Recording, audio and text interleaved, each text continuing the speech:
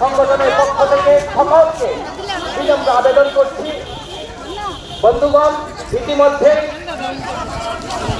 One day কনভেনশনকে সফল করে তোলার জন্য আমরা সকলে পায়ে পায়ে পা মিলিয়ে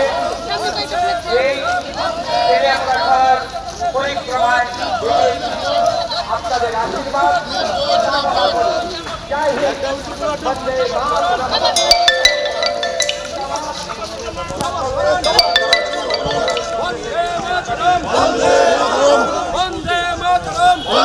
মাতরম।